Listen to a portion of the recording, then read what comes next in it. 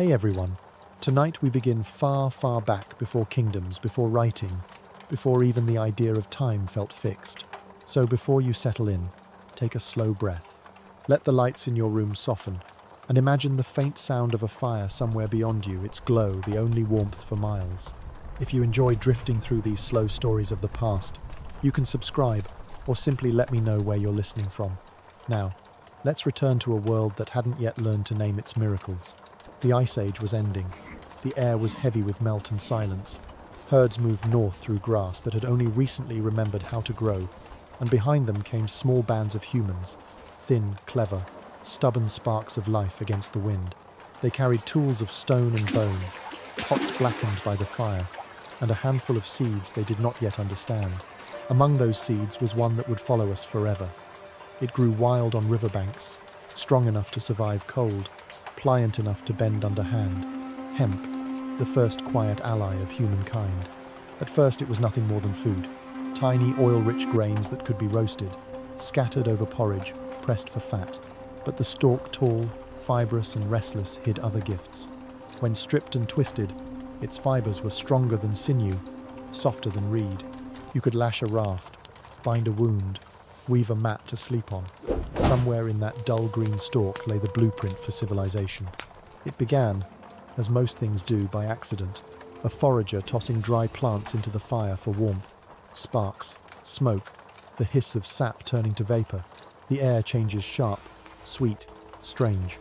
A laugh bursts from the circle of hunters. Then another. Their chests loosen. The cold recedes. The stars above seem impossibly close. They have no words for the sensation, only the feeling that the night has opened and the fire has learned to speak. Archaeologists find the traces thousands of years later. Seeds in graves, blackened husks pressed into clay bowls, fragments of hemp cord embedded in pottery. These are not artifacts of accident, but of affection. Someone chose to place them beside the dead. Someone thought, let them have this in the next world. Whether for rope, oil, or the comfort of smoke, we will never know. But the gesture speaks clearly. Even then, the plant meant more than survival. It meant memory. By 5000 BC, small villages were rising from the steppes. People were learning to stay. Their fields of barley and millet spread beside the hemp, which they harvested by the river and laid out to soak. They called the process nothing special, just work. Yet what they were doing was alchemy. Water loosened fiber from stem. Hands twisted thread from stalk. Thread became cloth.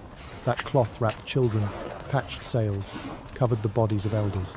Every life began and ended in hemp. In the long winters, when fires burned low and stories filled the silence, they spoke of the plant as a spirit, a patient one.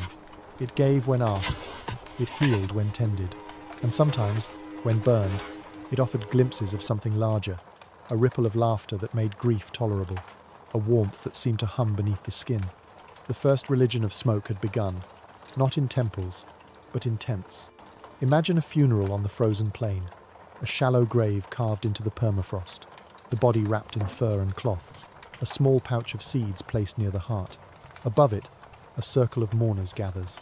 The shaman, face painted in soot, tosses herbs and hemp onto the coals. The wind catches the smoke and carries it upward. The people breathe it in. Their eyes sting, but their hearts steady. They feel the world expanding, not upward toward gods, but inward toward understanding. In that moment, something ancient and unnamed passes between them. Grief turning into connection, breath turning into prayer. Across generations, the plant's roles multiplied.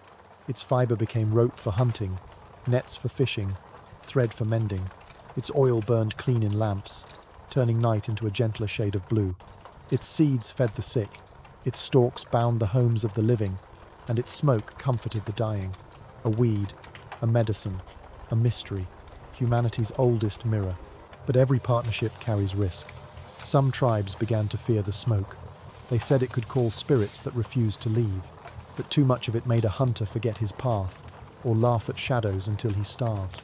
Others dismissed the warnings and called it a blessing. The argument between fear and faith was born here, by this campfire, and it will follow us forever. The woman who first threw hemp into the flames could not have known any of this. She was simply cold, her hands cracked from the wind, her breath clouding the dark. But when she saw that smoke rise, curling and fragrant, and felt its warmth in her chest, she smiled. In that small, unrecorded gesture lay the seed of a future no one could imagine. A plant would learn to follow humanity across deserts, mountains, and oceans, carrying with it the memory of this night, the first laughter in the first smoke. Far above the camp, stars flicker like embers. The earth exhales, the fire sinks into ash, and somewhere in the frozen soil, a few forgotten seeds wait for spring. The story has only just begun. Spring arrives thousands of years later, and the same green stalks now sway in the valleys of the Yellow River. The people who tend them wear woven sandals, their fields bordered by terraces of rice and millet. The age of wandering has ended, the age of cultivation has begun. Here, hemp is no longer a wild companion but a domesticated ally, planted, measured, harvested with precision. At the heart of this transformation stands a man who may never have existed, yet his shadow lies across every page of Chinese medicine. Shen Nong, the divine farmer. They say he was born with a transparent body, so that he could see how plants worked inside him as he tasted them one by one.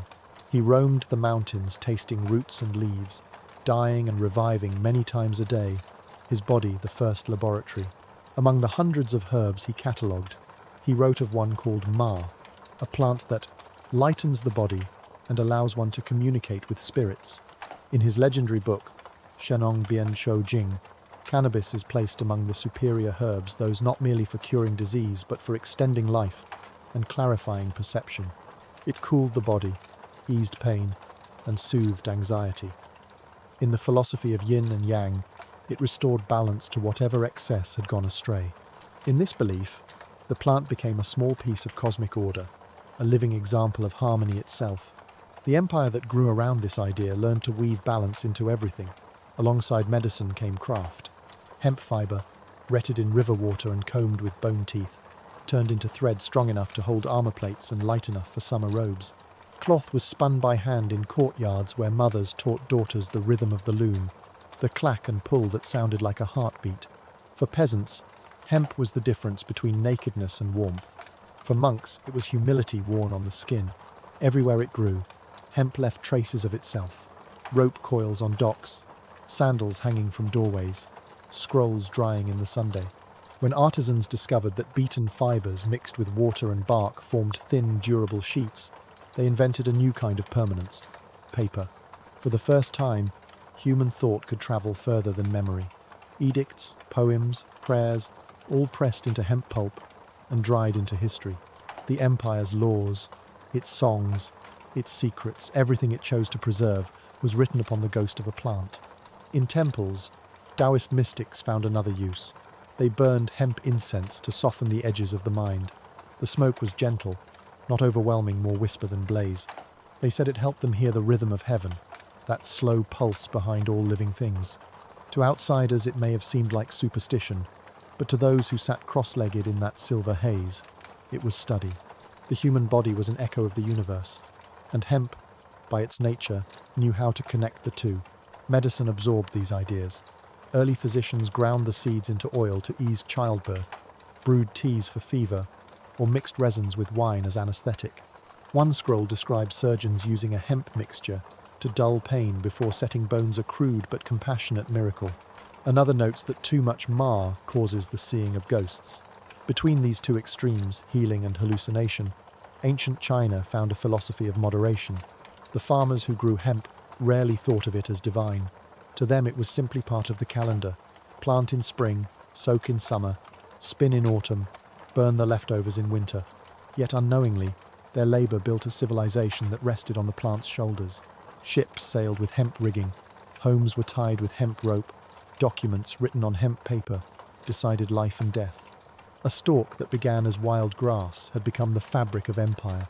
The Chinese word for hemp, ma, even lent its sound to the word for numbness, proof of its dual nature as medicine and mystery. It could ease pain or dull perception, depending on how it was used. And perhaps that was why it fit so perfectly into Chinese thought. Nothing was purely good or bad, only balanced or unbalanced.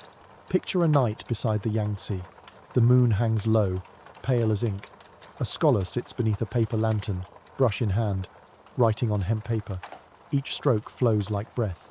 His robe rustles the same fibre spun from fields far away, where farmers hum to themselves as they tie bundles of stalks. In a distant temple, smoke from hemp incense drifts upward through wooden beams. The scholar's words, the monk's prayers, the farmer's sweat, all connected by the same plant, the same quiet thread. Centuries will pass. Dynasties will rise and fall. Rivers will change course. Emperors will be forgotten. Yet hemp will remain, stubborn and green, growing beside tombs and terraces alike. The divine farmer's legend will fade into myth, but his discovery will endure in every rope, robe, and remedy. And one evening, when the last light fades over a field in ancient China, the wind will move through the tall stalks with a sound like the turning of a page. The plant has found its place, not just in the soil, but in the structure of civilization itself. The wind changes again, sweeping west across the cold plateaus of Central Asia, carrying with it both seeds and stories. The same plant that once grew beside Chinese rivers now scatters itself along the paths of migrating tribes. Hemp thrives wherever people move, and the people who live by movement soon make it their own. Out here, there are no walls, only horizon. Herds darken the grasslands like living shadows, and the air is dry enough to sing when the wind passes through it. These are the lands of the Scythians, riders, hunters, warriors who follow their horses rather than kings. Their world is one of motion and ritual, thunder and flame. And in their rituals, hemp becomes more than a tool. It becomes a language between the living and the dead. After battle, or after burial, the Scythians gather inside tents made from thick felt, their entrances sealed tight against the night. In the centre stands a small pit filled with glowing stones. Into this they throw handfuls of hemp seeds. The air thickens, the smoke rises. It coils along the hides, turning the dark tent into a womb of heat and breath. Herodotus, centuries later, would write that they howl with pleasure as the vapours take hold. But what he mistook for amusement was something deeper, a kind of cleansing, a ritual of renewal. The Scythians called it the sweat of the soul. When a warrior returned from death's edge, he entered the tent to wash away the shadow of the battlefield. The smoke was not escape, it was rebirth. Inside that space, the boundaries between body and spirit blur. The heat stings the skin, the heart beats faster, vision trembles. For a moment, each person is alone within the cloud, facing what they have lost. Some speak softly to the spirits of their ancestors. Some weep. Others laugh, the sound echoing through the tent like thunder. When they emerge into the icy air, they believe the past has been carried away on the smoke. Archaeologists who open Scythian burial mounds still find traces of these nights. Small bronze cauldrons lined with resin, hemp seeds blackened by fire, golden ornaments shaped like leaves and pods. The dead were buried with their bowls and seeds, as though the afterlife, too, required its own kind of warmth. Life on the steppe demanded endurance, and hemp offered it in every form. The cords that bound saddles and bows were hemp. The oil that slicked the hair of warriors came from its seeds. Even the ropes that pulled their wagons were braided from its fibres. The plant followed them like a loyal servant, sprouting where they camped, growing again when they returned months later. But its most intimate role remained the smoke, the communion in the tent.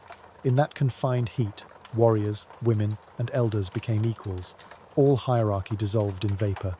It was the opposite of empire, a democracy of breath. Imagine one such ceremony on a night after war. The pyres have burned down to coals. The air smells of iron and ash.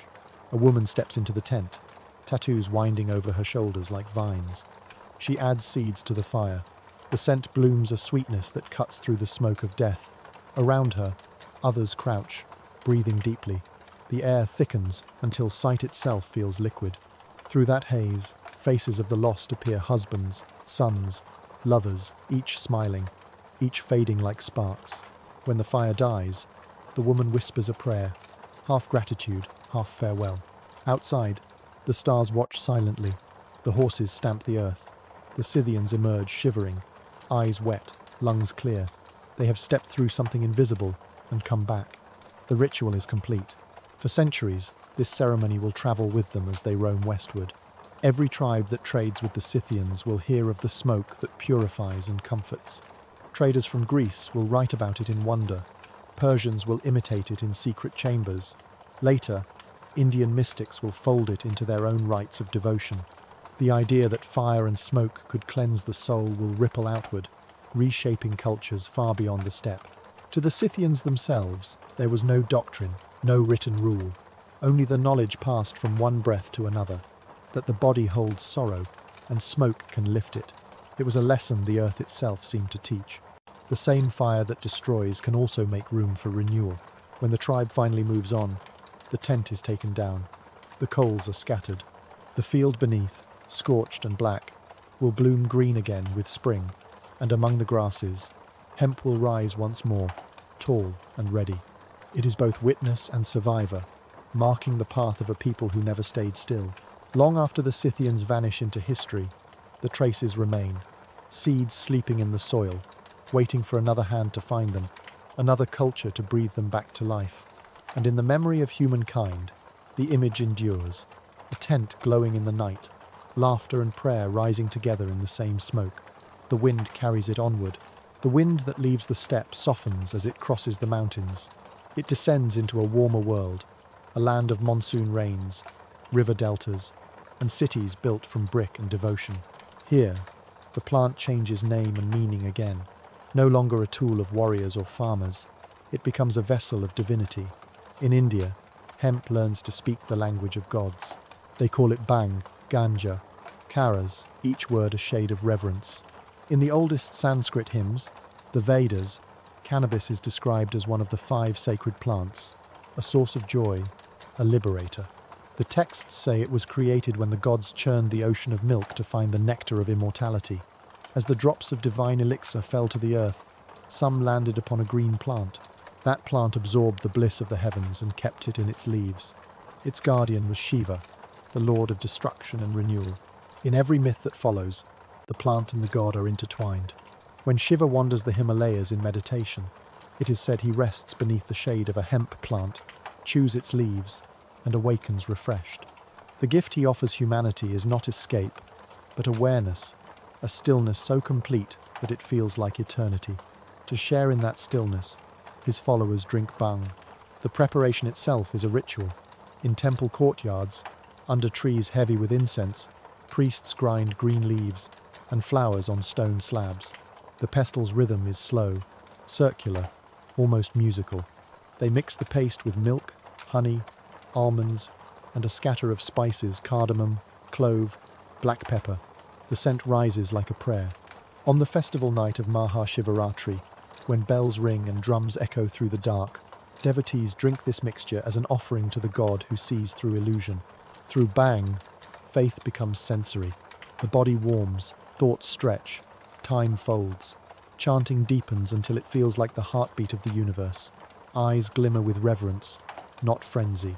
For a few sacred hours, the boundary between self and cosmos dissolves. In that dissolution, believers say, lies understanding. But cannabis in India was not confined to temples. In small villages, women mixed its seeds into tonics for fever, its leaves into poultices for pain. Farmers working under the sun chewed it to ease thirst and fatigue. Yogis used it to slow the breath, to still the chatter of thought. For them, intoxication was meditation's companion, not its rival. The ancient Atharva Veda calls cannabis a source of happiness, a bringer of freedom, yet even this freedom had limits. The same texts warn that indulgence without purpose leads to confusion and imbalance. The plant, like life, demanded discipline. To misuse it was to court chaos. The Indian understanding was never moralistic, it was practical. Everything sacred carries danger, if touched without respect. By the time of the first great kingdoms along the Ganges, bhang had become part of daily ritual. No marriage, birth, or festival passed without it. Its presence meant blessing, and its absence bad omen. In royal courts it appeared in golden cups, in roadside shrines, in clay bowls passed from pilgrim to pilgrim. Across castes and classes, its taste was shared, a quiet equalizer in a divided land. Imagine a morning in Benares, centuries ago. The sun climbs pale through a haze of incense. The ghats along the river echo with chants and conch shells. A priest kneels beside a bowl of bhang, offering a spoonful to a traveller who has walked barefoot for weeks. Around them, the city awakens bells, birds, distant laughter. The traveller drinks, and for a moment, the sacred, and the ordinary blur. The same river that washes the body now seems to flow through the soul. To the foreign eyes that later arrived from the West, this intimacy between faith and intoxication seemed scandalous. They saw delirium where locals saw devotion, laziness where others saw surrender. But the truth was subtler. Cannabis in India was neither indulgence nor rebellion. It was continuity. It stitched together the visible and invisible worlds. In remote mountain monasteries, ascetic yogis still sit cross-legged before dawn, inhaling the smoke of dried hemp as they begin meditation. They call it Shiva's breath. The act is not escape, but return away to quiet the senses so that thought itself can fall silent. To them, enlightenment is not a flash of light, but the slow cooling of noise. The plant's place in Indian life grew so natural that it hardly needed to be spoken of. It appeared in medical texts like the Sushruta Samhita, in poetry, in cooking, even in law. Some kings taxed its trade, others offered it free during festivals. Unlike the empires of the West that would one day criminalize it, India absorbed cannabis, the way it absorbed rivers and gods, as part of the pattern of existence. At dusk, when the air turns gold and the temple bells ring again, smoke drifts upward from courtyards and rooftops. It mingles with the scent of jasmine and ghee lamps, curling toward the sky like a thin green ribbon. Somewhere in that haze, you can almost hear the murmur of the ancients, the belief that joy, used wisely, is a form of worship. And so the plant moves onward again, carrying new names and meanings: rope, medicine, meditation, and now divinity. Each land finds its own reflection within it. For India, cannabis became not a substance but a symbol, a reminder that even in the realm of gods, the most ordinary leaf can hold a trace of the infinite. The story turns east once more, back toward the mountains of China, where incense and scholarship share the same air. Here, hemp has long since become an instrument of empire, measured, taxed, woven into the bureaucracy itself. Yet beneath that order, another tradition begins to bloom, one that sees in the plant not rope or cloth, but revelation. By the 3rd century BCE, the old folk rituals of smoke and trance have found new guardians in the Taoists. They retreat to caves, mountain terraces, and hidden groves, searching not for power but for clarity. The world, they believe, is made of breath qi, and to understand it, one must learn to move with it. The smoke of hemp, when burned in still air, curls like a map of the invisible. Watching it rise is watching the way the universe breathes. A Taoist text from the period speaks of hemp seed incense that illuminates the heart and brings the distant near. The idea was never intoxication for its own sake.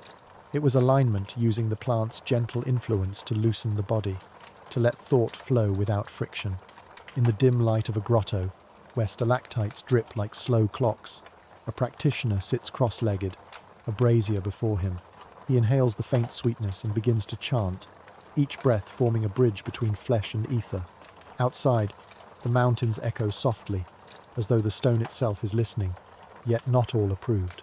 In the cities below, Confucian scholars, custodians of reason and order, watched the Taoists with unease. To them, discipline and clarity came through ritual, not smoke. They feared that such practices blurred the moral lines of society. The empire needed upright officials, not dreamers who conversed with clouds. And so the two philosophies grew side by side. Confucianism governing the body of the state, Taoism tending its restless soul. Medicine, as always, straddled the divide. Physicians continued to use cannabis with quiet pragmatism. They recorded its effects meticulously. Heals wounds, cools the blood, calms the 5 spirits. In surgical manuals, it appears again, ground with wine and other herbs, to numb pain, a balance between earth and spirit, science and surrender. To these healers, the plant's mystery was secondary. What mattered was compassion, the relief it brought to the living. In those centuries, the world's oldest continuous civilization managed something rare. It kept both reason and reverence alive in the same breath. Hemp existed in both temples and workshops, on scrolls and altars. A Taoist monk might burn it to glimpse the rhythm of the cosmos, while a scholar in the capital wrote decrees on hemp paper about taxes for its cultivation. One plant, 2 purposes, infinitely entangled. Imagine, for a moment, a monastery perched above a river valley. Evening descends. The bells sound across the mist. Inside, rows of candles flicker before statues of immortals carved from wood. The air is thick with incense, some sandalwood, some hemp. The monks sit in silence, breathing slowly. They are not seeking visions, only stillness, that perfect equilibrium between seeing and not seeing. In their understanding, the greatest wisdom lies just beyond perception, in the pause between breaths. Below, in the towns, hemp continues its quieter life. Weavers soak it in vats. Calligraphers write on its fibers. Traders pack it into ropes for ships bound toward distant ports. Every movement of civilization seems tied by invisible threads to this plant. And perhaps that is why it endures so effortlessly. It is both spiritual and practical, both breath and bone.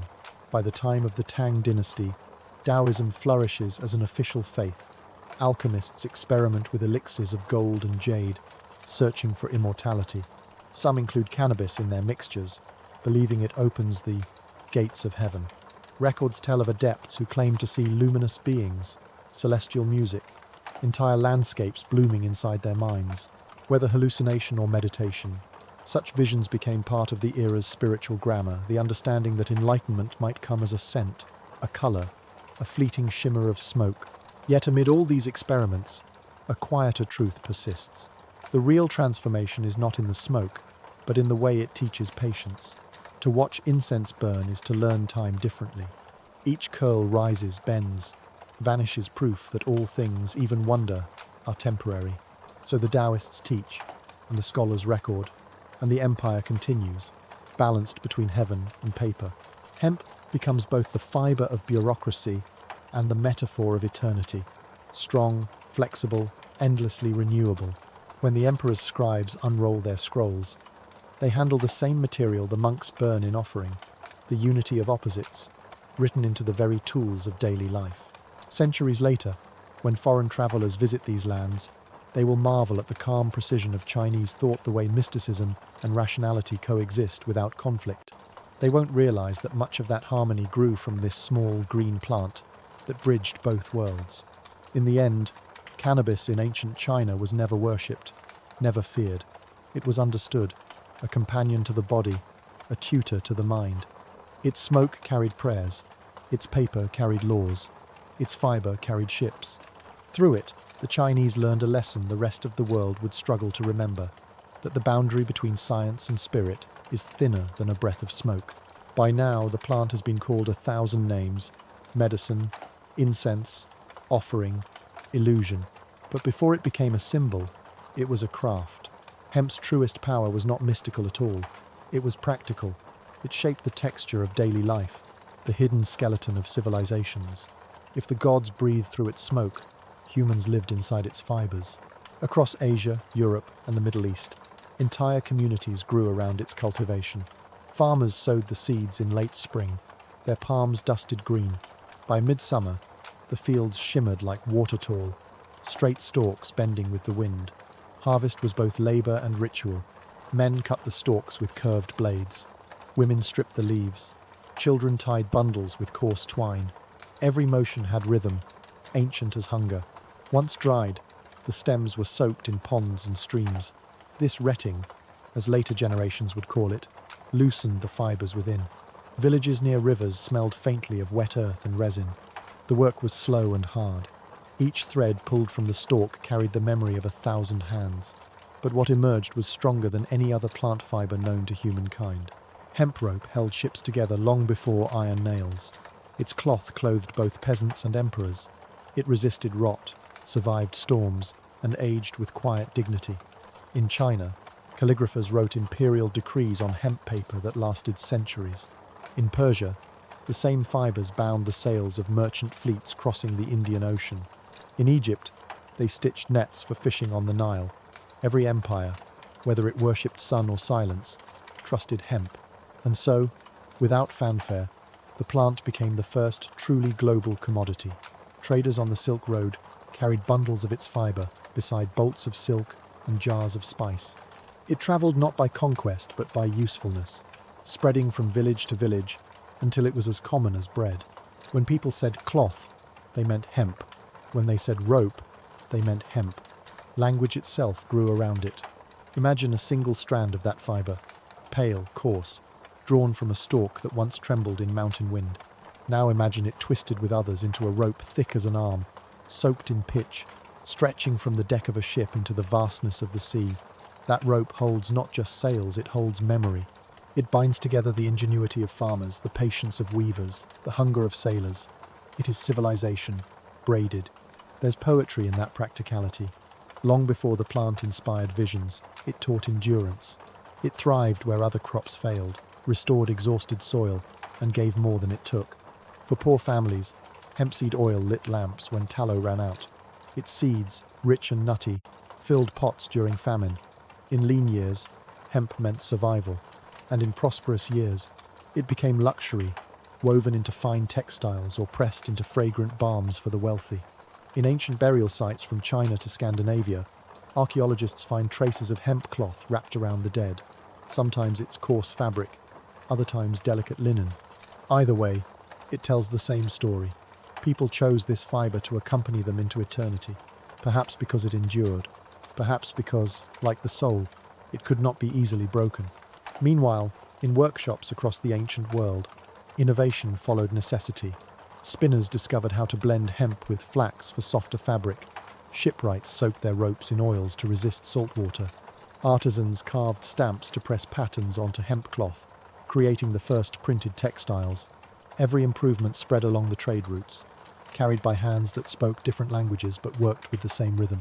By the dawn of the first millennium BCE, hemp had quietly linked empires that would never meet. Chinese scribes recorded yields. Persian traders tallied profits.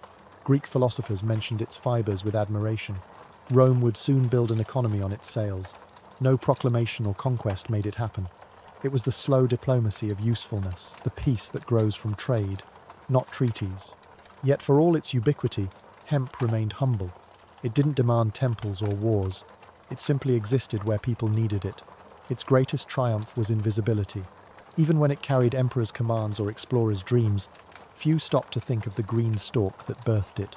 Like breath, it was everywhere, and therefore unseen. Still, in every piece of parchment, in every rope stretched taut against a storm, there lingered something of its wild origin. The echo of wind through ancient fields, the murmur of Scythian tents, the smoke of Indian temples. The plant had begun as a sacred offering, and now it had become the world's quiet foundation. Civilization, wrapped in hemp. Centuries later, historians would look back and see the irony. While humans debated its morality, medicine or vice, sacred or sinful, it was the material of their own history all along. The ink of philosophy and the rope of conquest were siblings born of the same stalk, the divine and the mundane, bound together by fibre and flame. And somewhere, perhaps in a forgotten valley or an old monk's courtyard, a single plant still grows wild, its stalks tall and golden, its seeds rattling softly in the wind. The same sound heard 5,000 years ago, when a forager tossed it into fire and unknowingly lit the fuse of human curiosity. The plant's next chapter unfolds beneath a different sky, one shimmering with desert heat and the fragrance of frankincense. Across Persia, the empire of light and geometry, a new way of thinking rises, half poetry, half prayer. Here, cannabis takes on the voice of the mystic. Persia, the land between mountains and mirrors, has always been a crossroad where traders from India meet scholars from Greece, where fire temples glow beside gardens fed by underground streams. Into this blend of reason and reverence comes the green traveller from the east. The Persians call it kanab, or kunubu, a word that will ripple through centuries and languages until it becomes cannabis. In the great cities of the Achaemenid and later Sassanid empires, Persepolis, Ecbatana, Ctesiphon priests of Zoroastrianism tend their sacred flames. They speak of a world split between light and shadow, truth and lie, Ahura Mazda and Angra Mainyu. Fire is purity, the visible breath of truth. And so when they burn incense in prayer, the smoke becomes more than fragrance. It is communication. Among the herbs cast into those flames is cannabis. The priests call it the plant that carries words upward. Its rising smoke mingles with chants in Avestan, a language already ancient when Homer was young. To them, intoxication is not chaos. It is a controlled doorway. They believe that the moment before delirium, that trembling edge between clarity and surrender, is where revelation waits. Later, philosophers and physicians will adopt the same idea. translated into reason.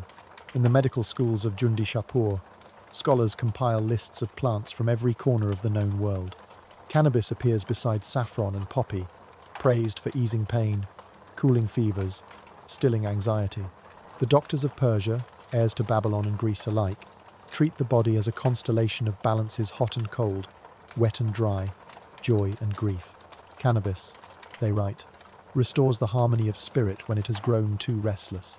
But outside the academies, among poets and wanderers, the plant's spirit transforms again. Mystics of early Persia, the seeds of what will become Sufism, find in cannabis a quiet teacher. They sit by desert fires, reciting verses beneath the same stars that guided caravans, letting the herb's gentle calm dissolve the distance between man and cosmos. For them, truth is not written on scrolls. It is inhaled, tasted, felt in the pulse of the earth. A legend tells of a poet who burned hemp stalks one night beside the ruins of Persepolis. As the smoke rose, he imagined the stones whispering the stories of kings long turned to dust. So, he wrote, it is the nature of smoke to remember. From then on, mystics called cannabis the herb of memory, not memory of fact, but of unity, the feeling that all souls are part of one breath. Of course, the empire's rulers were less poetic. What brought ecstasy to hermits brought suspicion to courts. A mind too free is a mind hard to govern.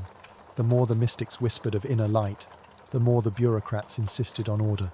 Cannabis, subtle and defiant, belonged to the margins in garden gatherings at dusk, in the cups of wandering dervishes who preferred divine laughter to obedience. Imagine one such evening in Ctesiphon, around the 7th century. The air hums with insects, lamps flicker. A group of men in loose robes sit by a fountain. One recites from memory, "We are the smoke, not the fire. We are the echo, not the word." Laughter follows, soft and knowing. Someone passes a clay bowl, fragrant and sweet. The conversation drifts to philosophy, to the nature of the soul, to the meaning of mercy. The night deepens. Nothing is written down, yet a whole tradition is born oral, fluid, untamed.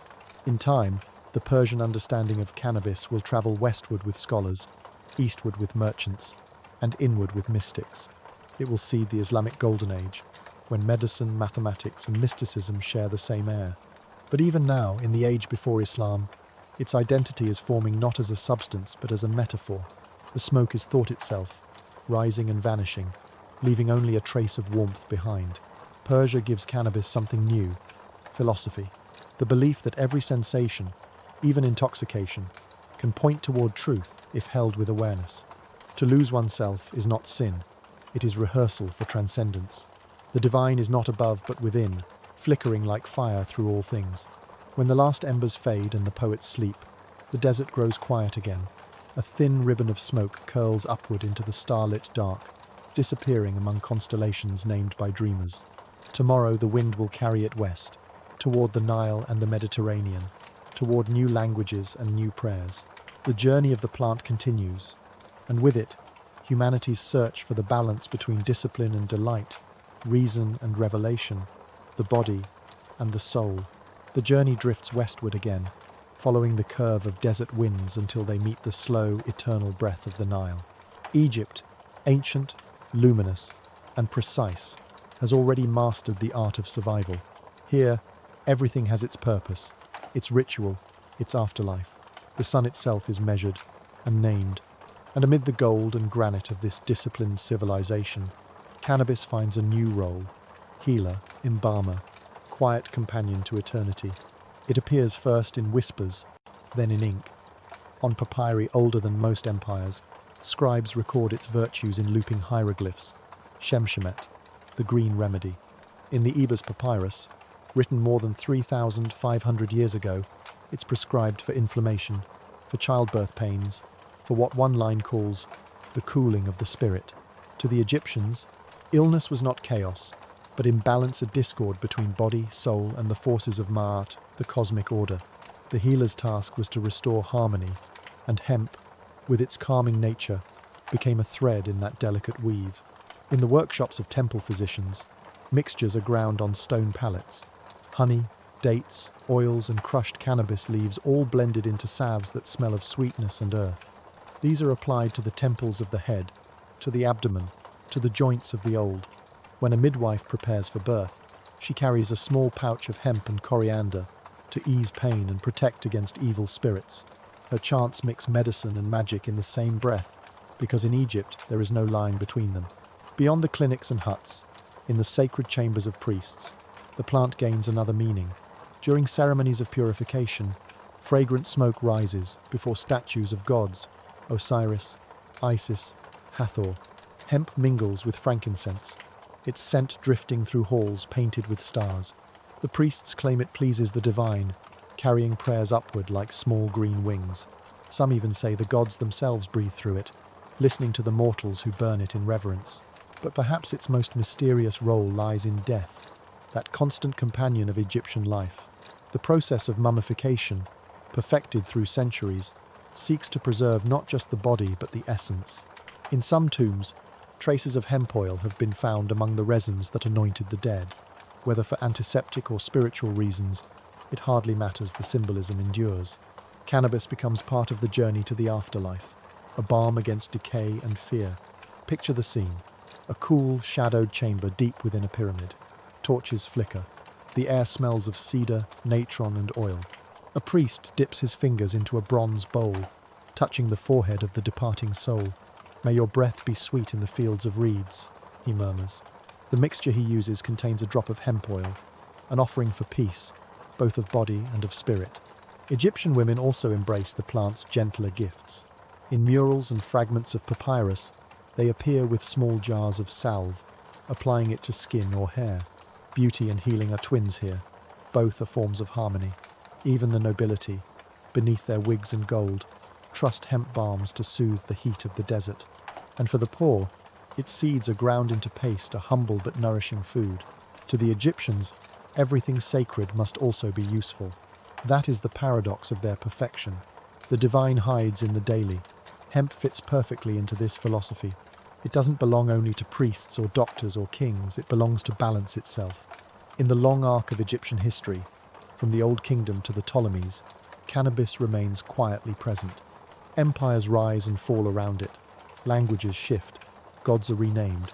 But in every era, someone still tends the small green plant that soothes pain and steadies breath.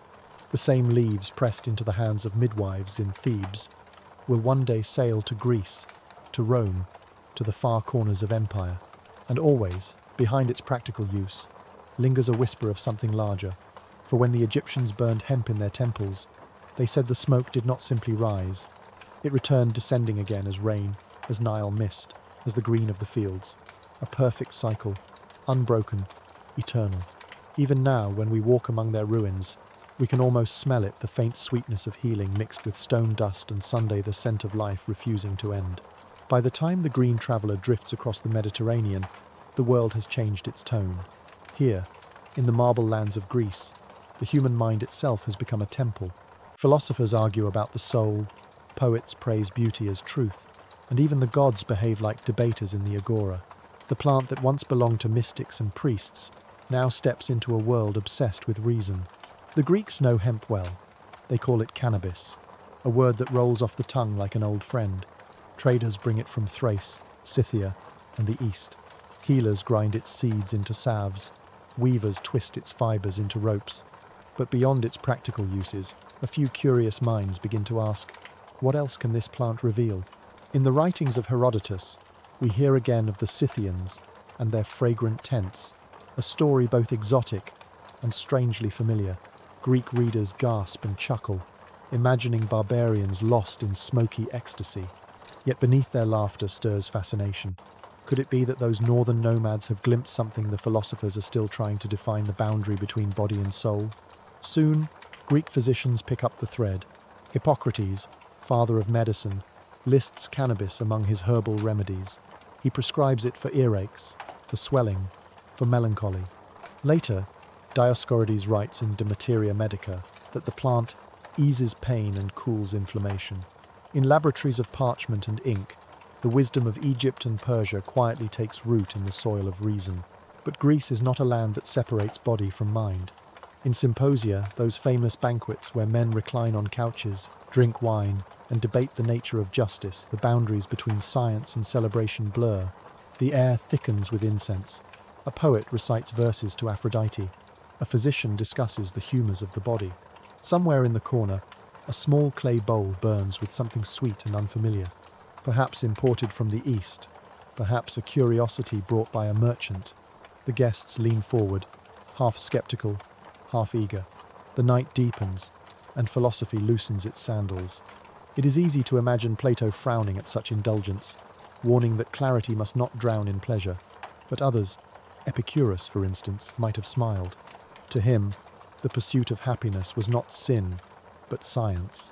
The absence of pain, the presence of calm, was that not the highest good? In a way, the Greeks transform cannabis into a moral question. Can pleasure itself be virtuous if it leads to peace?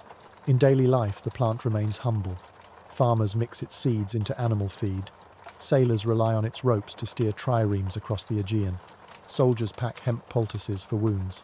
The smell of it is everywhere, though few notice. It belongs to the background of civilization, the quiet utility that holds grand ideas together. Yet even in that practicality there is poetry. Imagine a small island harbour at dusk. The sea glows bronze. Gulls wheel above fishing nets woven from hemp. A philosopher walks along the dock, lost in thought, and pauses to watch a sailor repairing rope.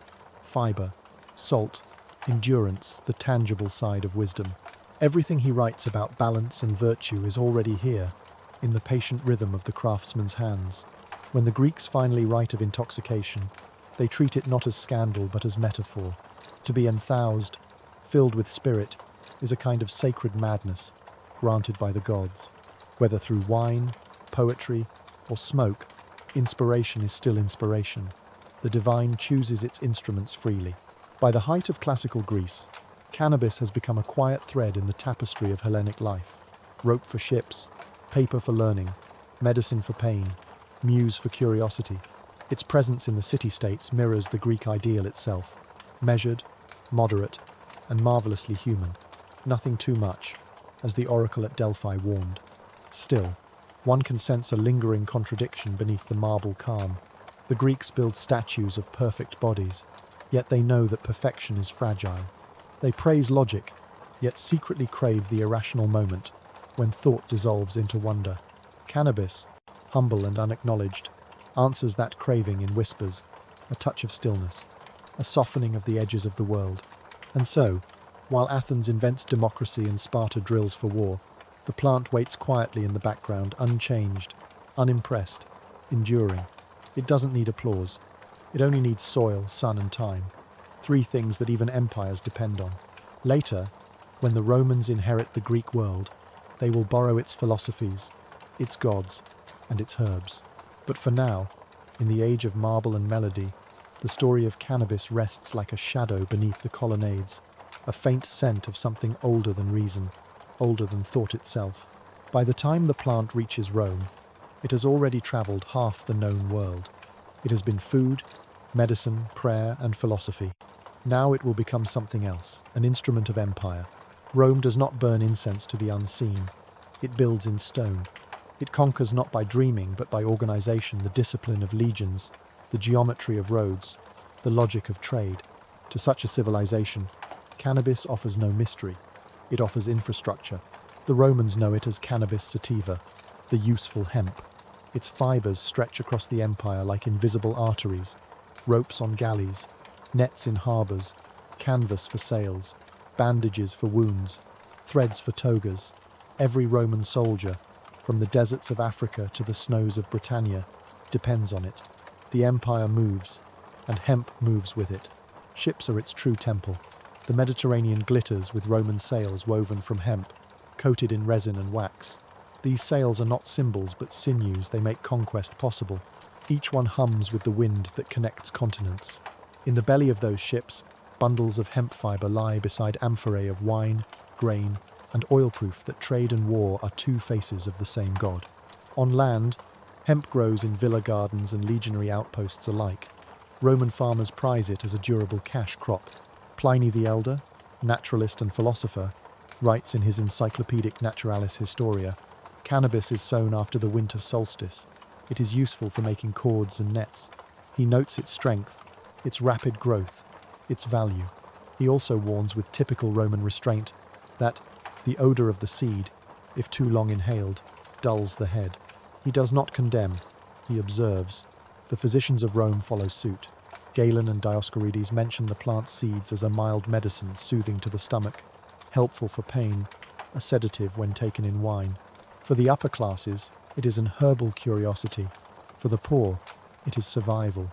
A loaf baked with hemp seed flour fills bellies that would otherwise go hungry. Yet, amid Rome's pragmatism, there are still whispers of something older. Soldiers stationed on the Eastern Front bring back stories from Persia and India, tales of smoke-filled rituals, of gods who dance, of warriors who see visions in firelight. Around campfires along the Rhine or the Danube, they try it themselves. A handful of seeds tossed into flames, a deep breath, a sudden ease. The laughter that follows is quiet, almost reverent.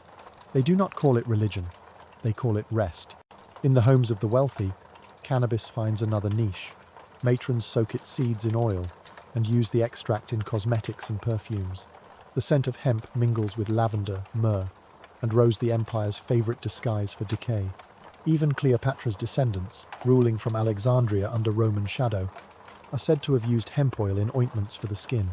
A plant born of earth now anointed the skin of queens. But the most fascinating evidence lies not in luxury but in law. Roman administrators tax hemp as they tax everything else. Records from provinces in Gaul and Hispania list quotas for hemp fibre, tallied with the same precision as grain or olives. It is empire reduced to arithmetic, and the plant reduced to its weight. Yet, in that bureaucratic reduction lies a strange immortality.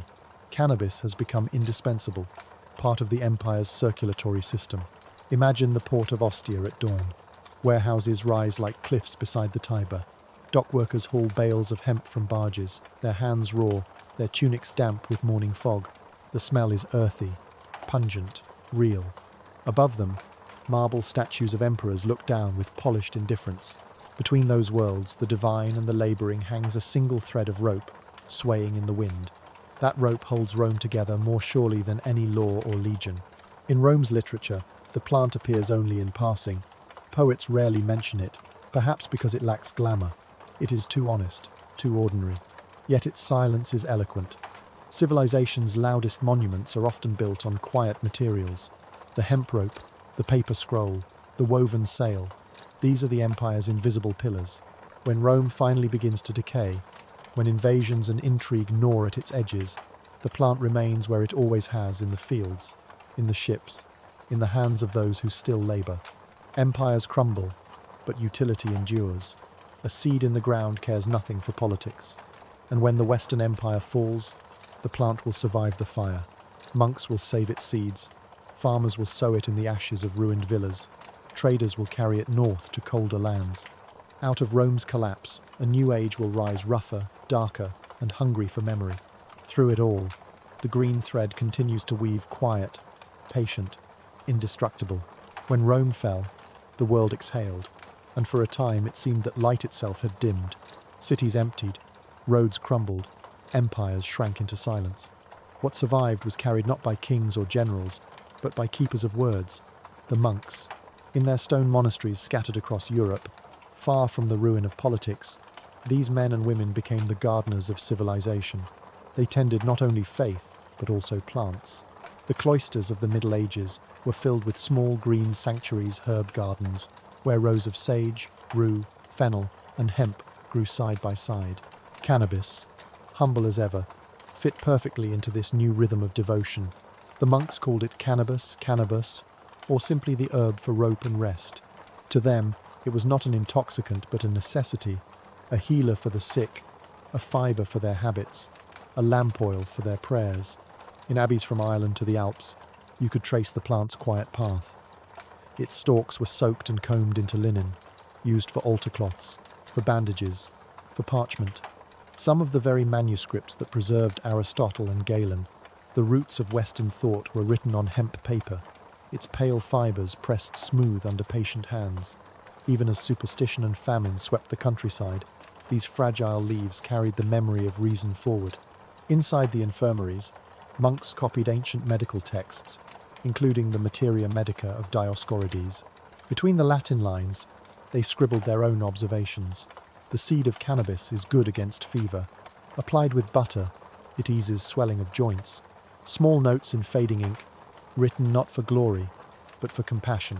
The plant's seeds were also food. In cold winters, when crops failed and supplies ran thin, hemp porridge sustained the poor. Its oil burned clean in clay lamps, casting soft halos of light over stone floors where monks chanted psalms. In this way, cannabis became part of the monastic pulse work, prayer, and mercy woven into one cycle. Yet even among the pious, there were whispers of its older powers. Some abbots warned novices against the fumes that cloud the mind.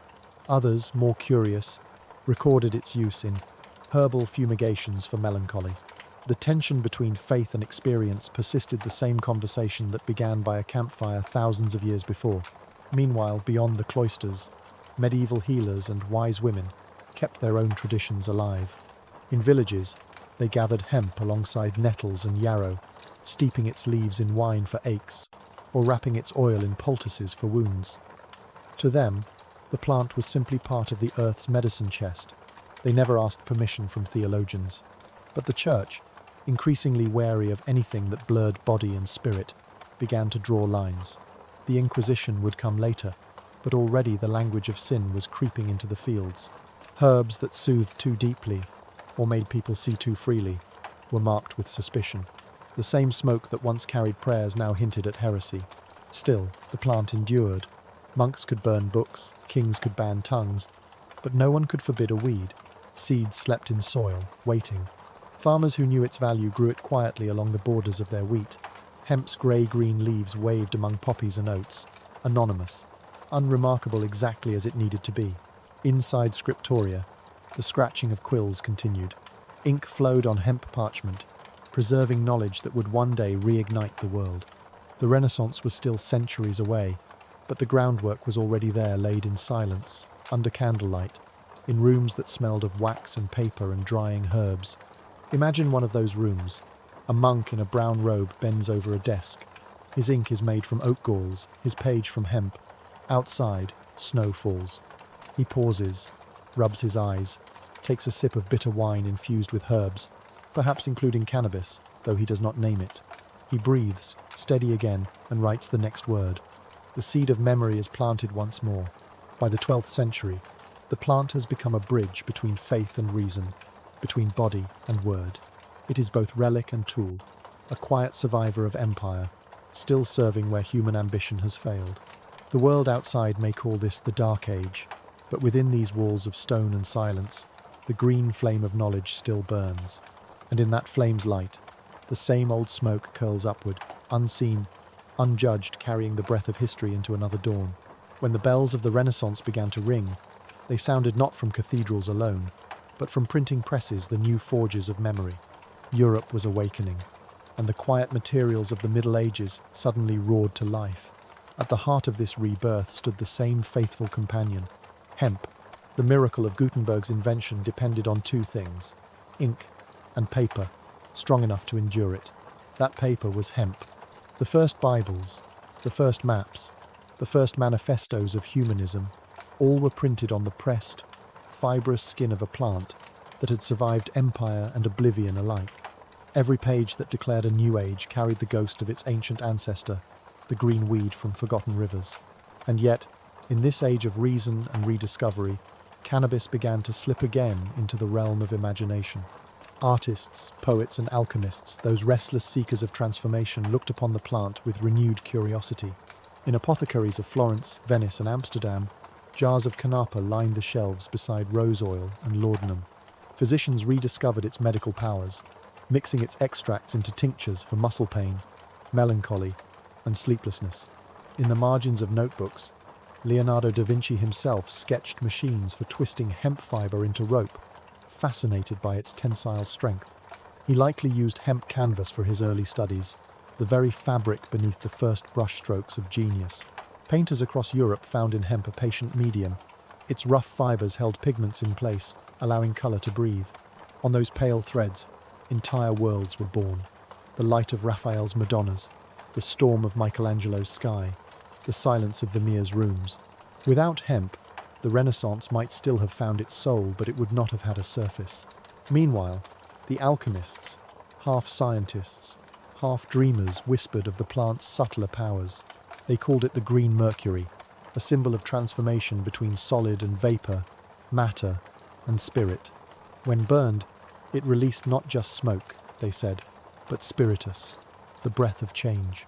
To them, it was a metaphor for the entire Renaissance, the return of what had been buried, the resurrection of the old world into new form.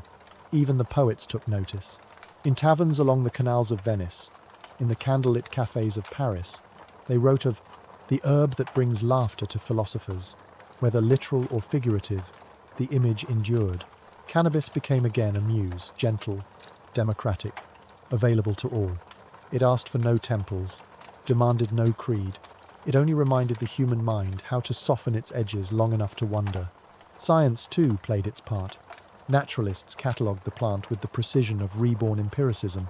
Carl Linnaeus would later give it its formal name, Cannabis sativa, but already, herbalists recognized its dual nature, stimulant and sedative, earthly and celestial.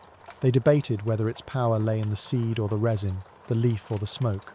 Their arguments filled libraries built from its own pulp. Beyond the cities, hemp continued to sustain the practical world. Its sails carried explorers into new oceans. Columbus's ships, the Nina, Pinta, and Santa Maria, were bound together by hemp rope, their sails woven from it, their maps inked upon it. The age of discovery, with all its wonder and violence, rode on green fibers that had once clothed monks and mystics. In every port, the scent of hemp mingled with salt and tar. It was the smell of expansion, of risk, of the future. Yet in that very smell lingered the memory of something older, the warmth of the steppe fires, the incense of temples, the chants of forgotten healers. The plant carried its entire history inside each thread, as if every rope and page were a time capsule of human curiosity. In courts and salons, the conversation turned to reason, invention, progress. But in quiet gardens, scholars and mystics still met under moonlight, sipping infusions of herbs, sometimes including cannabis, to loosen the veil between waking and dream. They called it the philosopher's smoke. Unlike the crude intoxication of ale, this was a subtle communion. A few puffs, a slow exhale, and the night seemed to widen. Music became geometry. Stars whispered equations. It was not rebellion. It was curiosity, that same flame that had guided Shennong, the Scythians, and Shiva's devotees. Only now, it burned in candlelight beside glass beakers and telescopes. When the Renaissance finally spilled into the Enlightenment, and the language of wonder became the language of reason, cannabis followed quietly, adapting once again. It no longer needed myth to justify itself. It had science. The human race had rediscovered the world, but the plant had never forgotten it. From monastery to microscope, from parchment to press, from rope to revelation, hemp had woven itself into every revolution. And in doing so, it taught humanity the same lesson it always had, that the smallest seed can hold the entire pattern of civilization. By the 16th century, hemp had become the muscle of the planet. Its roots gripped the soil of every continent touched by trade. Its fibers wound through the ambitions of kings. The plant that once whispered in temples now thundered across oceans. Every great voyage of the age of exploration, Magellan's circumnavigation, Drake's raids, the Dutch expansion, the conquests of Portugal and Spain, was literally stitched together by hemp. The sails that caught the wind, the ropes that held the masts, the nets that brought back fish and fortune, all were woven from the same tough green thread. A single warship could require 60 tons of hemp for rigging, caulking, canvas and cable. In every naval dockyard, the smell of tarred rope hung thick in the air, mingling with the metallic scent of the sea. Behind every admiral's glory stood anonymous farmers who bent over endless fields of hemp, their fingers raw, their work invisible but essential. In Britain, the Crown declared hemp a strategic crop. Elizabeth I fined farmers who refused to grow it. Russia became Europe's largest supplier, its vast fields of hemp fibre feeding the navies of the world. From seed to sail, one merchant wrote, the empire floats upon a plant. Even in the New World, hemp arrived before conquest had a name. Colonists carried it across the Atlantic not for smoke, but for survival. The first European settlements in the Americas, Jamestown, Quebec, Cartagena, planted hemp to make rope, fabric, and paper. The plant adapted easily, its green banners waving over both frontier and plantation. But hemp was not only the backbone of empire, it was also the bridge between them. Traders from east and west met in ports from Goa to Lisbon, their ships rigged with the same fibre, their documents written on the same paper, their flags, whether cross or crescent, fluttering from the same cloth. The plant had no allegiance, it served all who touched it. And yet, the same empire that depended on hemp also feared it. For in the wake of exploration came another kind of expansion, the search for pleasure, for exotic experience. From the east, travellers brought stories of Indian bhang and Persian hashish, of visions and bliss. In coffee houses and drawing rooms, whispers spread, a plant that could calm pain and open the mind. The same hemp that built fleets might also unlock the imagination. European physicians began to experiment. They steeped its resin in spirits, prescribed it for migraines, cramps, melancholy. By the 1600s, the London Pharmacopoeia listed cannabis indica as a recognised remedy. Yet to sailors, it remained a matter of rope, not revelation. A ship's boy who smoked a pinch of dried leaf on a lonely watch might laugh for an hour and be flogged for it at dawn. The plant thus lived two lives, one respectable, one forbidden, one in the bright daylight of commerce, one in the dim corners of curiosity, both sustained by the same root. Imagine a harbour at dusk, Lisbon perhaps, or Amsterdam. The tide breathes in and out. Crates marked with royal seals are loaded aboard a vessel bound for the Indies. Beneath them lie bales of hemp cloth, bundles of rope, and tucked in a sailor's pocket, a handful of seeds from a faraway field. As the ship drifts into the open sea, the same fibres that hold its masts steady will one day hold his hammock as he dreams. The paradox deepens. Hemp has become indispensable, yet invisible. It is in every book, every sail, every thread of empire, but few speak its name. It is the servant of progress, and progress never thanks its servants. Still, the plant endures with quiet pride. It asks for little: water, sunlight, patience. It gives everything: strength, nourishment, light. Beneath the flags of conquest, it remains the only truly peaceful citizen of empire, a creature of the earth, not the crown. As the world grows larger, and the maps fill with ink, the age of discovery becomes the age of domination. Hemp carries both stories, the triumph of human ambition and the humility of nature that makes it possible. And when the winds shift and empires begin to crack under their own weight, the same green fields that once fed their fleets will outlast their flags. Hemp does not care who rules. It grows, as it always has, in silence. While Europe sails outward in search of land and glory, another world turns inward toward thought, toward spirit, toward language itself. Across Persia, Arabia, and the rising cities of the Islamic Golden Age, the green plant takes on a new form, one that shimmers somewhere between medicine and metaphor. They call it hashish, the resin of the cannabis flower, collected like amber and shaped by sunlight and patience. To the scholars and mystics of this world, it is not a crude indulgence, but a key, a quiet door to contemplation. And in the candlelit rooms of Baghdad, Cairo, and Damascus, that door begins to open. This is a time of brilliance: algebra and astronomy, hospitals and libraries, poetry that turns faith into rhythm. In Baghdad's Beit al-Hikmah, the House of Wisdom physicians translate the medical works of Greece, Persia, and India, blending them into something greater. Cannabis appears often in their scrolls, prescribed for pain, fevers, melancholy, digestive trouble. The word hashish enters Arabic from Persian, meaning grass, but soon it will mean far more. Doctors such as Al-Razi and Ibn Sina, known to the West as Avicenna, describe the plant with the clarity of scientists and the restraint of philosophers. In his Canon of Medicine, Avicenna notes its cooling, numbing, and relaxing effects, but also warns of excess. It produces joy, he writes, but it also clouds the intellect. For him, moderation is not moral but mathematical, a matter of proportion, of balance within the soul. Beyond the laboratories of scholars, another current runs deeper. Among Sufis, the wandering mystics of Islam, hashish becomes a symbol of divine intoxication, not of the body, but of the heart. The Sufi poet Rumi would call it the smoke that burns the veil between lover and beloved. To the dervishes who whirl in ecstasy, the herb is not rebellion. It is prayer in another form. In small gardens behind stone walls, Sufi circles gather at dusk. The scent of jasmine and rose mixes with the faint sweetness of burning hashish. They sit in silence first, letting the smoke spiral upward, tracing invisible calligraphy in the air. Then one begins to speak, not of doctrine, but of longing. All knowledge, he says, is a remembering of unity. The others nod. They are not escaping the world. They are softening its boundaries. Outside these circles, society remains divided. Some rulers tolerate the plant, others ban it as a distraction from duty, but the idea cannot be unlearned. Hashish begins to travel through caravans and ports, crossing deserts and seas. It appears in Cairo's bazaars, in the alleys of Damascus, in the stories of travelers. Merchants chew it for endurance, poets for inspiration, beggars for sleep. The plant has found a new democracy not of law, but of feeling. In the 12th century, Cairo witnesses the rise of hashish houses, modest rooms filled with smoke and laughter. There, the weary and the curious gather. Labourers, artisans, clerks, even scholars who slip in wearing anonymity like a cloak. They share bowls, poems, and silence. Outside, the muezzin's call to prayer floats through the night. Inside, another kind of devotion unfolds. The poets record it.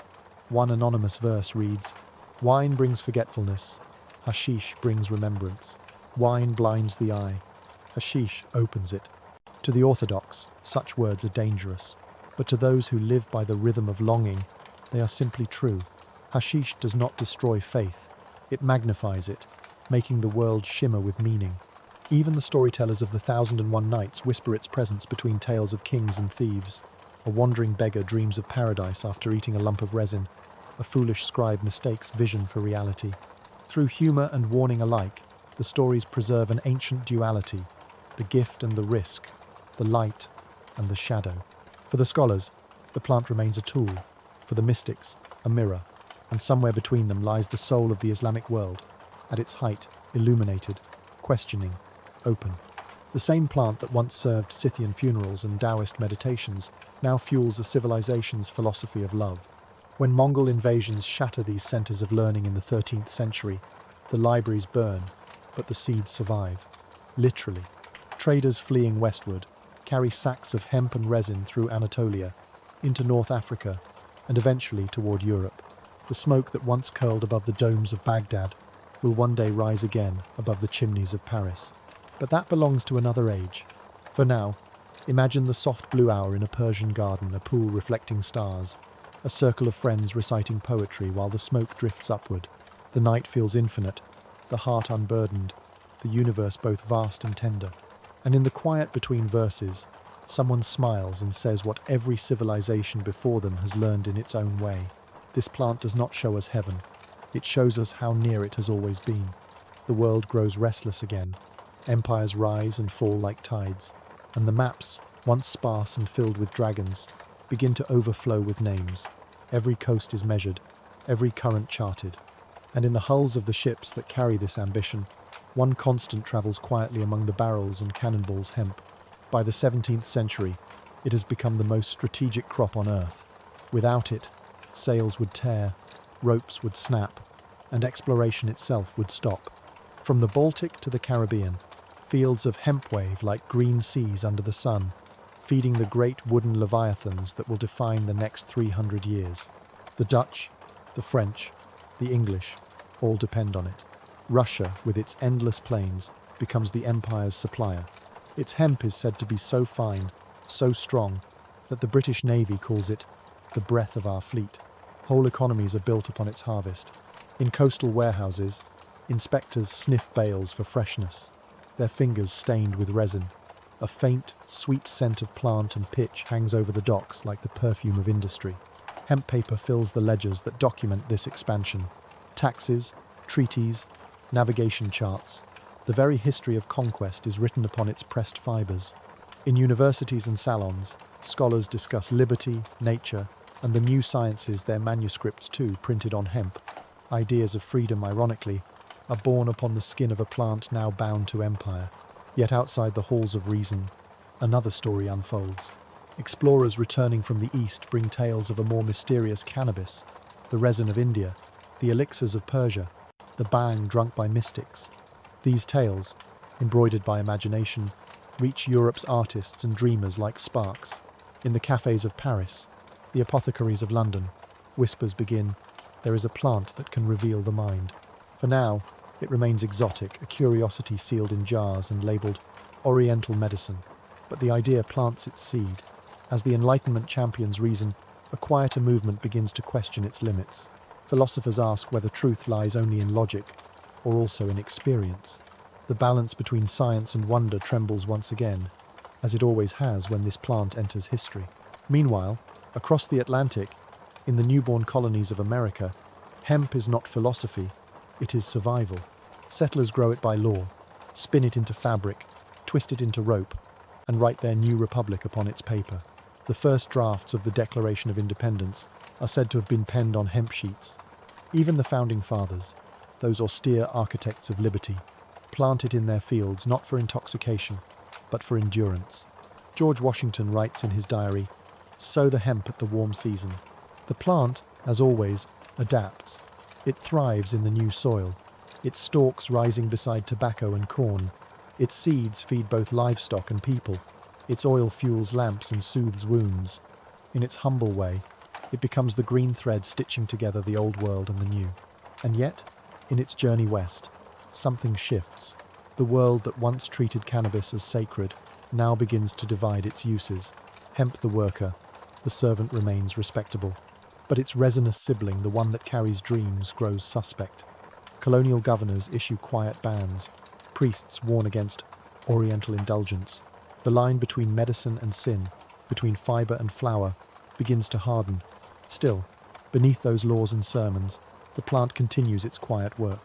Sailors carry its seeds in their pockets. Farmers trade its oil in markets. Doctors grind it into powder for pain. Even in the heart of reason's empire, its scent lingers earthy, ancient, faintly defiant. Picture a harbour in the 18th century. The wind is sharp, the sky grey. Ships creak against the docks, their sails patched and mended. A boy carries a coil of hemp rope over his shoulder, humming a song learned from his father. The rope smells faintly of sun and field, of something older than the city around him. He doesn't know it, but he's touching history, a thread that stretches from the tents of Scythians to the presses of philosophers. As the Enlightenment turns to revolution, as liberty becomes a battle cry rather than a theory, the same plant that once bound sails will now bind nations. It will light lamps, clothe armies, and fill the pages of constitutions. And when the fires of reason cool, when the world grows weary of progress, it will be waiting again, a green witness, patient as ever. The ocean carries ships, but hemp carries memory. And in that memory the world sails onward. The age of enlightenment fades, as all certainties eventually do. The quills that once drew lines between faith and reason now sketch something softer: longing, melancholy, imagination. The new century opens not with treaties but with sighs. Europe, bruised by revolution and war, turns inward again. And there, in that search for wonder, the green plant returns not as rope or parchment, but as muse. It begins in Paris, where modernity is being born in gaslight and absinthe. The city hums with contradictions, poverty and opulence, factories and salons, logic and delirium. Poets gather in dim rooms to rebel not against kings, but against boredom. They are hungry for visions, for sensations that pierce through the grey smoke of industry. And in that hunger, they rediscover the eastern plant that promises both laughter and insight: hashish. In the 1,840 seconds, the Club des Hachichin meets in the Hôtel de l'Ozune, a golden island of decadence on the Seine. Among its guests are Baudelaire, Gautier, Dumas, and even a young Victor Hugo. They wear velvet, speak in whispers, and eat spoonfuls of greenish paste made from cannabis resin mixed with honey, spices, and pistachio dawamesque, brought from Algeria by travellers and soldiers. The ritual is careful, almost sacred. A servant lights lamps, curtains are drawn, time slows. Then the laughter begins, first small, then overwhelming. The walls shimmer, colours hum. Music moves like wind through water. One inhales eternity, writes Gautier. One becomes a transparent crystal through which the universe passes. For the romantics, hashish is not indulgence. It is rebellion, against the dullness of modern life. Where science dissects, art must dream. The poet Baudelaire calls it a paradise artificial, but warns that it is not for the weak. It enlarges that which already exists, he writes. The good becomes magnificent, the bad becomes monstrous. He understands what the ancients knew, that intoxication does not create truth, it reveals what lies hidden beneath restraint. Doctors and philosophers join the experiment. The brilliant psychiatrist Jacques-Joseph Moreau de Tours administers cannabis to himself and his patients, hoping to understand the nature of madness. To know delirium, he writes, one must experience it. His conclusions astonish his peers, that the mind's fabric can be altered, and in that alteration lies a kind of key. For a moment, science and poetry dance again, as they once did in Egypt and Persia, as they always will wherever curiosity and courage meet. From Paris, the fascination spreads. In London, apothecaries sell tinctures of cannabis indica imported from India, advertised as a sovereign remedy for sleeplessness and nervous agitation. In the parlours of Bloomsbury, artists sip it like tea and discuss the new age of the mind. Across the Channel, in Berlin and Vienna, physicians record its effects with a mixture of awe and unease. The same society that dreams of order is discovering ecstasy. But even as the plant inspires poets and doctors, another world colder, more mechanical begins to rise. Industry accelerates, empires expand. The romantic spirit, that fragile candle, flickers under the wind of progress. Cannabis, once a bridge between worlds, now becomes a mirror again, reflecting the split in the human soul, the yearning for transcendence and the hunger for control. Yet for those who listen, its voice remains the same. Beneath the noise of cities and machines, it whispers what it has always whispered: patience, stillness, the reminder that thought itself can be a kind of smoke. Imagine a night in Paris, 1855. Outside, carriages rattle on cobblestones. The Seine shimmers with lamplight. Inside a small apartment, a poet lies on a chaise, eyes half open, a faint smile on his lips. On the table beside him, a bowl of damask glows in candlelight. In the haze between wakefulness and dream, he feels the centuries folding together: the Scythian tent, the Taoist grotto, the Nile temple, the Sufi garden. All the same smoke, the same breath. The room grows quiet. The clock stops ticking. Somewhere beyond the window, the city breathes. And the poet understands for a moment what every civilization has known and forgotten in turn. That wonder is not an escape from the world, but a return to it. The 19th century grows louder, metal louder than prayer, smoke thicker than incense. Humanity, once content to harvest the earth, now begins to devour it. The age of machinery has arrived, and with it, the world's oldest ally finds itself caught between necessity and neglect. For millennia, hemp had been the quiet engine of civilization. Now, in the clang of steel and steam, that engine is replaced. Cotton, cheaper and softer, floods the markets of Europe and America. Steamships no longer rely on wind, and the sails that once ruled the oceans are furled for good. Hemp, the faithful servant of centuries, begins to vanish from the decks of progress. Factories rise where fields once stood. The same industrial greed that turns forests into railroads now turns fields into cotton. The cotton gin, a machine that tears through fibers at impossible speed, gives empire a new addiction. It is faster, yes, but crueler. Its labor carved from slavery, its water dyed red with rust and blood. Hemp, too strong for the new looms and too slow for profit, is pushed aside. Yet the plant does not disappear. It hides in the corners of modernity in rope yards, paper mills and pharmacy shelves. Doctors in Britain and India still prescribe tinctures of cannabis indica for pain, for insomnia, for what they call nervous exhaustion. The British military carries it across colonies like quinine, both medicine and mystery. In the East, it never left. In the West, it lingers as rumour. By the 1850 seconds, the plant divides into two faces. The first, hemp, is industry rope, canvas, paper. The second, cannabis, becomes pleasure, fear, fascination. The Western mind, obsessed with categorizing nature, cannot abide its ambiguity, and so it names, divides, legislates, but nature, as always, refuses to obey. Writers still remember. In America, transcendentalists like Thoreau and Whitman speak of plants as mirrors of the divine. They write of fields, of wind, of consciousness, expanding beyond the self. They never name cannabis outright, but its spirit lingers between their lines, that same longing for unity, for return. Meanwhile, across the Atlantic, industrialization tightens its grip. Cities grow like iron forests, and the human spirit begins to suffocate in the very progress it dreamed of. The plant that once symbolized harmony now becomes a scapegoat. Colonial reports from Asia and Africa describe native intoxications, treating cannabis as a sign of weakness, of moral decline. What once connected heaven and earth is now written into law as a danger. By the end of the century, the world has split. The East still burns it in temples. The West burns it in propaganda. Scientists study it with microscopes. Lawmakers condemn it without reading their reports. Newspapers call it the Oriental Menace, a weed of laziness, madness, rebellion.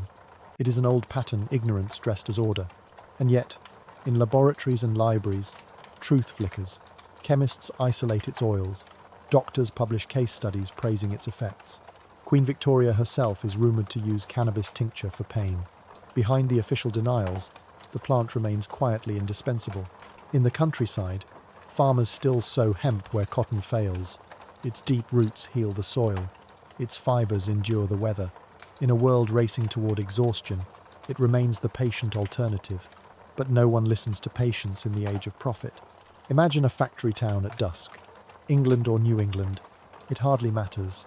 The air smells of coal, the sky bruised with smoke. Inside a small warehouse by the river, a spinner's hands twist rough hemp into rope. It's work her grandmother once did beneath open skies.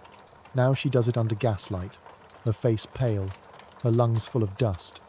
The rope she spins will bind cargo, perhaps even prisoners. She hums softly to herself. She does not know she is touching something ancient. The Industrial Revolution does not destroy hemp. It forgets it. And in forgetting, humanity loses more than a crop. It loses an old rhythm, a slower intelligence, a partnership with the earth that had lasted 10,000 years. But history moves in cycles, not lines. The same smoke that once rose from Scythian tents, from Taoist temples and Parisian salons, it still waits beneath the surface, waiting for the world to remember again that progress without balance is only another form of hunger.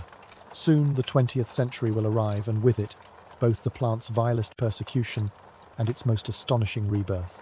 The 20th century arrives like a storm electric, anxious and self-assured. Humanity, flush with invention, builds towers that pierce clouds, bombs that pierce continents, and ideologies that pierce the soul. In this new world of speed and power, there seems no room left for silence, no patience for the old green teacher. Yet the plant remains, quietly rooted beneath the noise, waiting to be misunderstood again. At first it thrives. Across continents, hemp still feeds factories and fleets.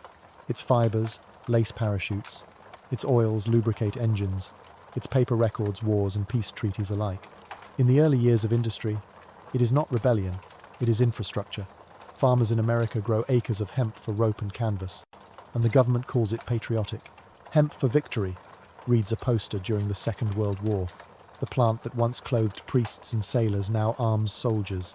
But after the war, a new fear takes root, not of famine or empire, but of the mind itself. Synthetic fibers rise. Corporations find profit in plastic. Hemp's usefulness fades. In its place, the old cousin cannabis, the intoxicant, becomes the scapegoat for a generation learning how to question authority. Newspapers rename it marijuana, a foreign word chosen to sound dangerous. Politicians promise to protect families from its smoke, as if the ancient plant had suddenly become an invader. In truth, it is not the plant they fear, but the people who find freedom in it. Artists, labourers, students, and dreamers, those unwilling to march in step with the century's engines. The same smoke that once rose in temples now drifts through jazz clubs in Harlem, through the protests of San Francisco, through university dorms thick with ideas too large for any classroom. What began as medicine becomes metaphor again, a symbol of resistance, of self-discovery, of refusal to forget. Science, quietly, keeps watching. In the 1,960 seconds, researchers isolate THC and CBD, the molecules behind the plant's dual nature, one that stirs the mind, another that heals the body. The same laboratories that once dismissed it now admit, here is chemistry older than civilization itself. But the world is not ready. Laws tighten. Millions are punished, not for crime, but for curiosity. Fields are burned. Lives are broken. Humanity repeats the oldest mistake, confusing control with wisdom. And yet, beneath the smoke of prohibition, the plant endures. In secret gardens and quiet basements, seeds pass from hand to hand like relics. In hospitals, doctors whisper about its power to ease pain where no other medicine can. Parents of sick children plead for compassion. Veterans remember its calm better than medals. Slowly, painfully, the tide turns. By the dawn of the 21st century, the green silhouette begins to rise again, first in science, then in law, then in culture. Nations that once condemned now reconsider. Laboratories rediscover what shamans and monks always knew, that healing is not conquest, that medicine is memory. The ancient plant steps once more into the light, humbled but unbroken. Imagine a modern laboratory. Glass walls, chrome benches, quiet hums of machines. A scientist holds a vial of amber oil up to the light. The molecules within are the same that once swirled in the incense of Scythians, in the breath of Taoists, in the brang of India, and the hashish of poets. Thousands of years, distilled into a drop. She smiles not in triumph, but in recognition. Outside, cities glow like constellations. The air hums with data, screens, and noise. And yet, somewhere in a rooftop garden, in a patient's home, in a poet's dream, a small green leaf stretches toward the Sunday. The same rhythm, the same lesson, stillness, endurance, return.